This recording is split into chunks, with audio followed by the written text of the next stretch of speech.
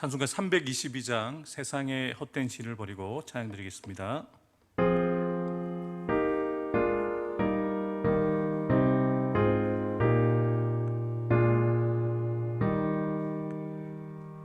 세상의 헛된 신을 버리고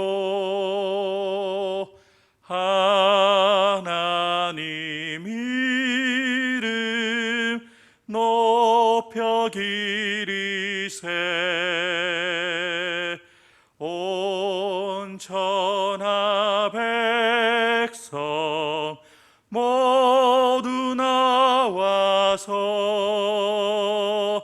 다 같이 하나님 만성 기세. 세상의 헛된 우상 버리고 인간의 모든 부귀영화와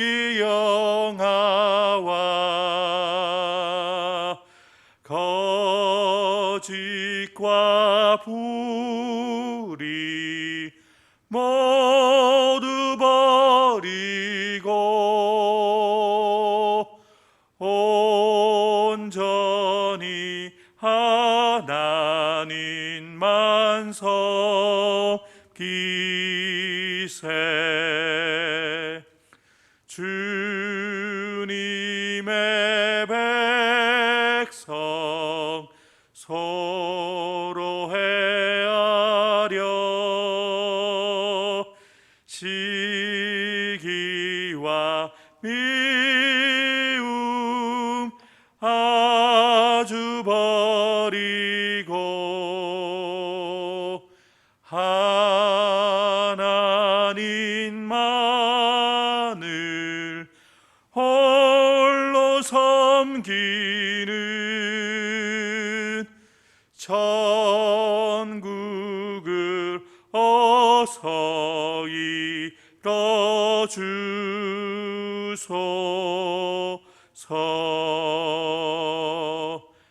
아멘.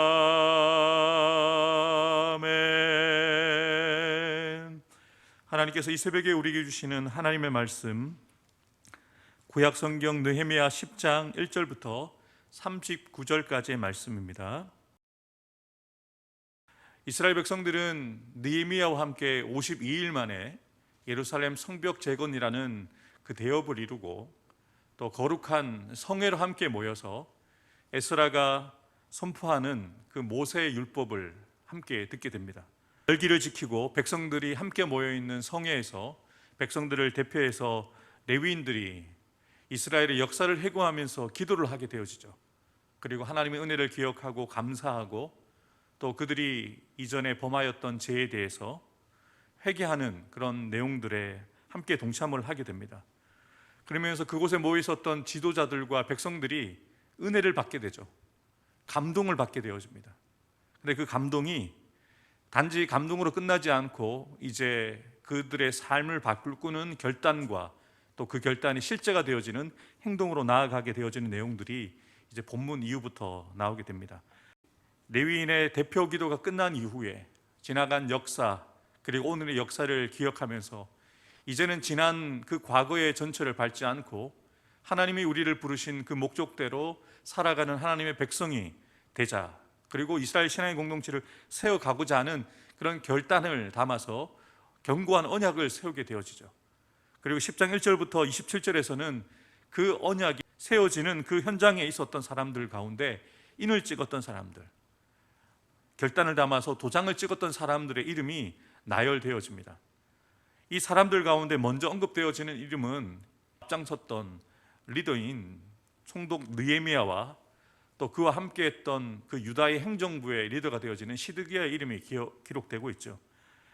이러한 일들은 리더의 결단과 헌신이 없이는 되어지지 않는다는 것이죠. 느헤미야의 헌신, 느헤미야의 기도가 있었기에 이러한 결실을 맺게 되어진다는 것을 볼 수가 있습니다. 2절부터 8절에서는 제사장들의 명단이 이렇게 소개가 되어집니다. 21명의 이름이 언급이 되어지는데요, 이 21명의 이름 가운데 15명의 이름은 그 가문을 대표하는 사람들의 이름이 기록되어져 있습니다. 무슨 말이냐면 그냥 이름이 기록된 사람만 참여한 것이 아니라 이름이 언급되지 않았지만 그 가문에 함께하는 사람들이 이 언약에 가문이, 집안이 함께 동참했다는 것을 의미하는 것이죠.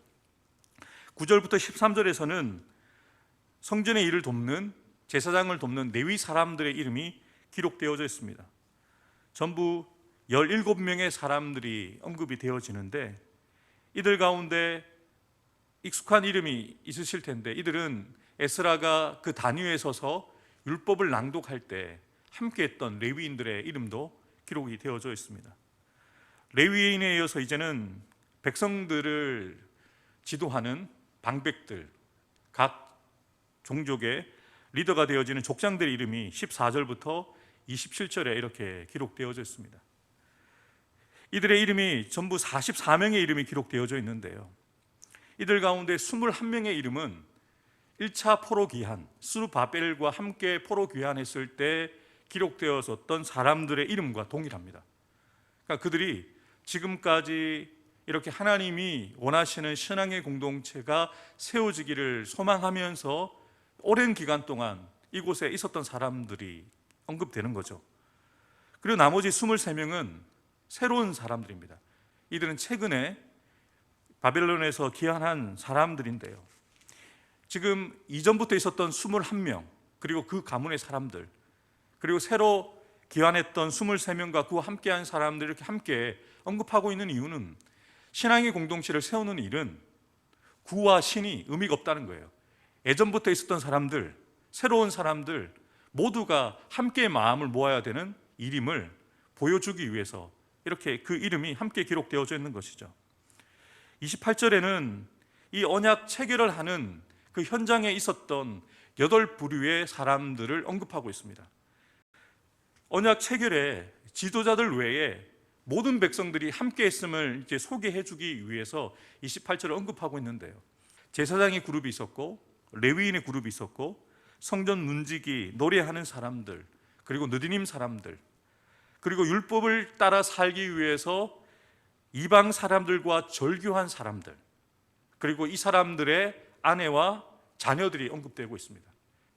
그 직업도 다르고 역할도 다르고 위치도 다르고 그리고 성별도 다르고 나이도 다릅니다만 이들을 소개하면서 공통적으로 붙는 수식어가 있어요. 이들은 모두 지식과 총명이 있는 사람이었다는 거죠. 하나님이 그들 가운데 큰 감동을 주시고 큰 은혜를 주셔서 남녀노소 또 고위 상관없이, 남녀 성별과 상관없이 모든 사람들에게 하나님의 은혜를 주셨는데, 그들에게 어떤 은혜를 주셨냐면 지식과 총명, 하나님의 말씀을 분별할 수 있는 분별력을 주시고, 또 시대를 분별하고 하나님의 뜻을 분별할 수 있는 분별력을 그들에게 주셔서 이렇게 모든 세대들이, 모든 직업군들이, 모든 백성들이 이 일 가운데 함께 할 수 있었음을 분명하게 보여주고 있습니다. 그들은 다 저주로 맹세를 합니다. 어떤 내용으로 맹세를 하고 있습니까? 우리가 하나님의 종 모세를 통하여 주신 하나님의 율법을 따라 우리 주 여호와의 모든 계명과 규례와 율례를 다 지켜 행하겠습니다 라고 전 세대가 함께 이렇게 맹세를 하고 언약을 맺고 있는 것이죠. 여러분, 얼마나 큰 은혜의 현장일까요? 남자들만 모여 있는 것도 아니고요, 제사장과 레위인들과 종교 지도자들만 모여 있는 것이 아니라 이렇게 다양한 사람들이 함께 모여서, 모든 세대들이 모여서 하나님의 말씀을 지키기로 결단하는 이 현장을 한번 그려보십시오. 저와 여러분들이 섬기는 교회에도 이런 역사가 일어나길 주의 이름으로 축복합니다. 남녀노소 또 직분과 상관없이, 나이와 상관없이, 세대와 상관없이 하나님의 말씀대로 살기를 결단합니다, 하나님의 말씀대로 살기로 맹세합니다 라고 고백하는 그 역사들이 우리 개인과 우리 가정과 우리 교회 위에 나타나야 된다는 것이죠. 이들은 구체적으로 어떤 내용으로 맹세하고 언약을 맺고 있습니까? 30절에는 이방인들과의 통혼을 하지 않겠다는 결단을 합니다. 이방인들과 사귀지 말라고 하셨잖아요. 근데 이들은 사귀는 정도가 아니라 이들은 그들의 아들을 내어주고 딸을 내어주고 그 이방 사람들의 딸을 얻어서 결혼을 하고 혼인관계를 맺고, 하나님 기뻐하시지 않는 일이었거든요. 단지 이방인들과의 그런 관계가 문제가 아니었잖아요. 이방인들이 섬기는 상을 함께 가지고 올 수밖에 없고, 그러면 순수한 이스라엘의 공동체가 깨어지는 일이었거든요. 우리가 하나님 기뻐하시는 공동체가 되기 위해서는 순수한 신앙의 공동체로 회복되어져야 되는구나라는 그런 결단이 생기면서 이방 백성들과의 관계를 단절하는 것이죠. 우상신을 버리는 것이죠. 이방신들을 끊어내고 이제는 하나님만 섬기겠습니다라는 그런 결단을 담아서 이러한 일을 진행하고 있는 것이죠. 31절에는 안식일과 성일에 대한 이야기, 그리고 안식년에 대한 그런 맹세를 하고 있습니다. 안식일과 성일에는 물건을 팔거나 사지 않겠습니다. 그리고 7년째가 되는 해는 안식년을 지켜서 땅을 쉬게 하겠습니다. 왜 이렇게 맹세를 하고 있을까요? 이들이 안식일을 온전히 지키지 않았거든요.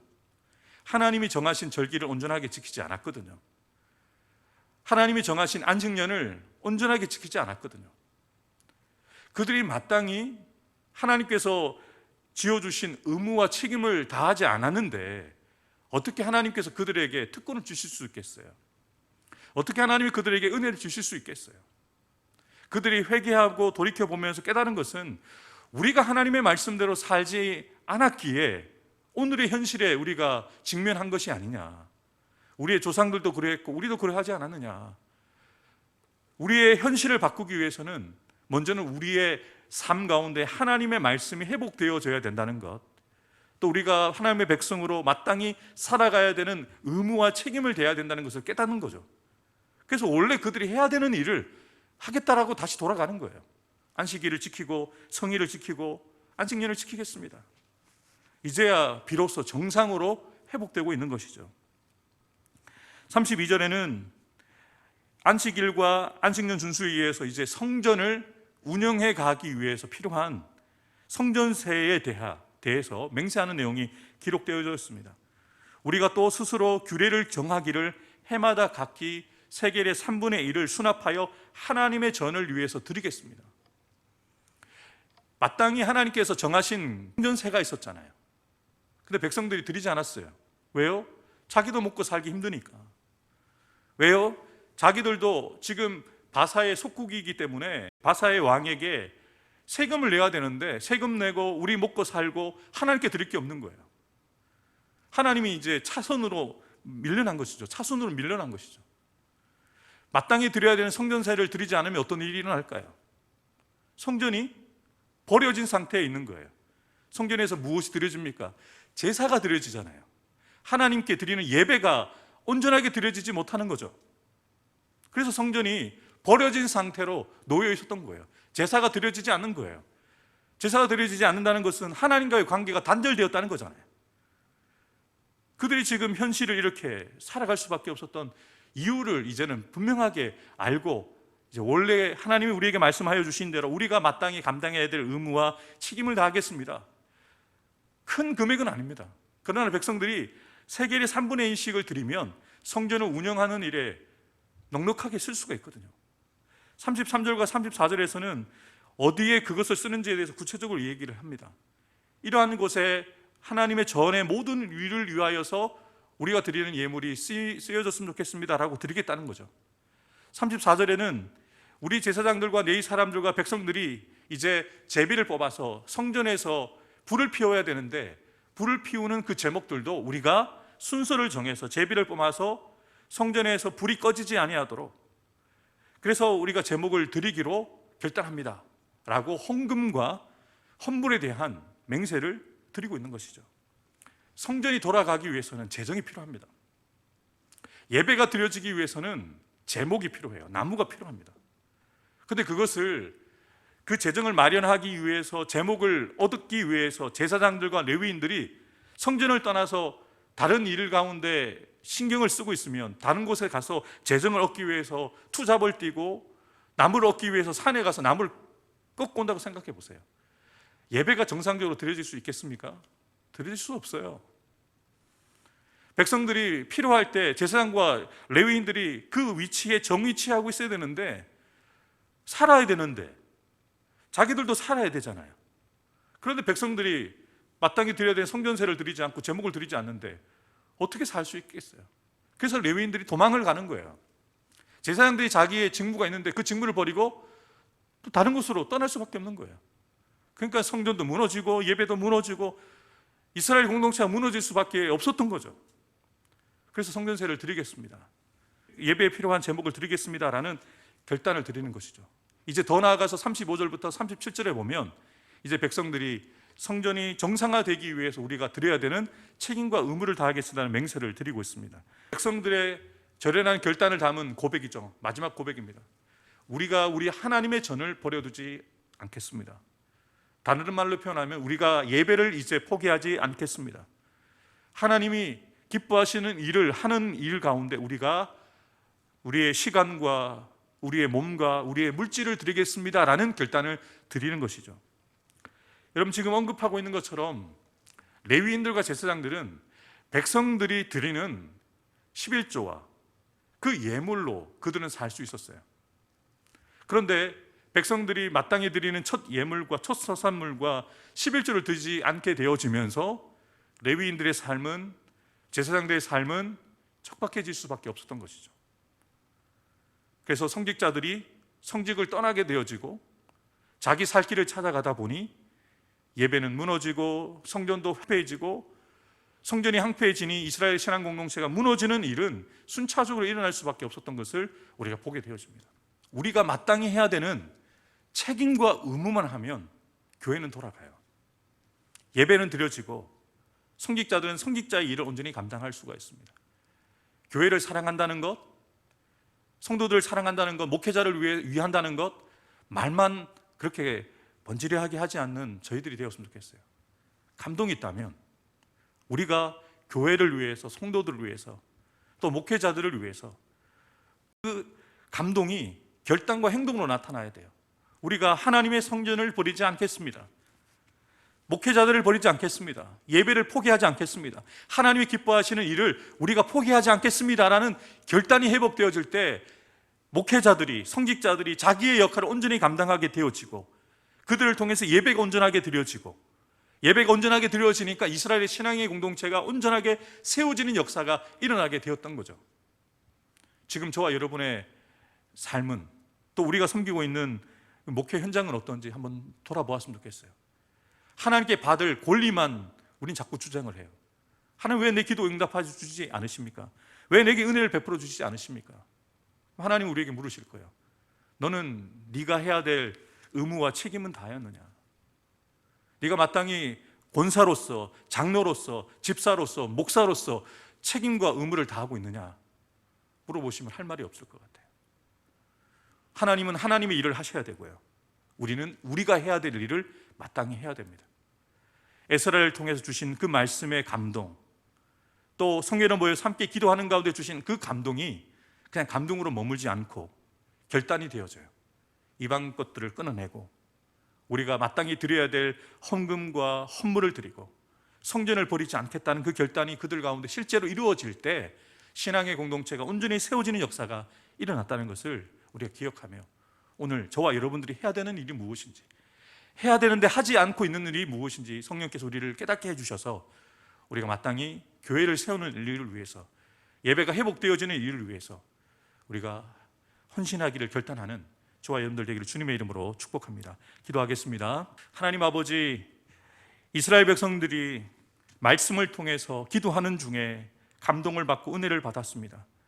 예배가 무너졌고 성전이 무너져 있었기에 그들의 신앙도, 그들의 신앙의 공동체로 무너졌다는 것을 깨닫고 다시 주께로 돌아가기 위해서 성전을 위해서 마땅히 드려야 되는 헌금과 헌물을, 또 목회자들에 대한 헌신을, 서포트를 다시 하겠다는 그 결단이 회복되어지는 것을 보게 되어집니다.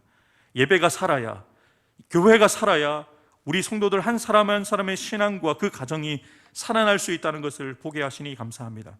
하나님, 우리가 권리만 주장하는 자들이 아니라, 받을 은혜만 계수하는 자들이 아니라, 하나님께 우리가 무엇을 드리며 우리가 마땅히 무엇을 해야 되는지를 생각할 수 있는 성숙한 신앙인들이 되어서 교회를 위해서, 성도들을 위해서, 또한 섬기는 목회자들을 위해서 기도로, 눈물로 섬기는 자들 되게 도와주시고, 때로는 물질로, 때로는 몸으로 헌신함을 통해서 하나님의 성전을 버려두지 않는 자들, 예배가 예배될 수 있도록, 교회가 교회될 수 있도록 헌신하는 저와 모든 우리 성도들 될 수 있도록 은혜를 허락하여 주옵소서.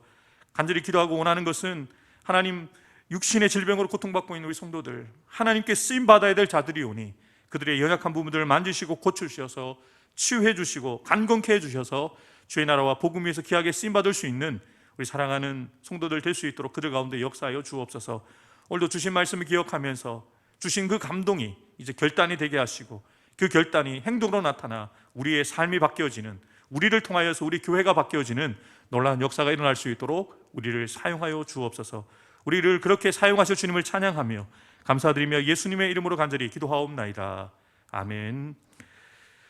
이제는 우리 구주 예수 그리스도의 구속의 은혜와 하나님 아버지의 변함없는 사랑과 보혜사 성령님의 교통하심과 역사하여 주심이 이 새벽 주님 앞에 나와 하나님의 말씀을 들으며 이스라엘의 신앙의 공동체가 회복되기 위해서 온 성도들이 마음을 모아 언약을 체결하고, 그 감동이 결단으로, 그 결단이 행동으로 나타나 예배가 예배되어지고 교회가 교회되어지는 그 일들 가운데 헌신함을 통하여 신앙의 공동체가 세워지는 것을 보며, 나도 그렇게 쓰임받기를 원합니다. 결단하고 나아가는 사랑하는 성도들 한 사람 한 사람 머리 위에 우리의 결단과 행동으로 믿음으로 세워질 우리의 사역지인 가정과 자녀손들을 위해, 직장과 사업터 위에, 주님의 피값 주고 사신 우리 해운대 소정교회 위에, 이 나라의 민족의 세계 열방 가운데 지금부터 영원토록 함께 해 주시기를 간절히 축원하옵나이다.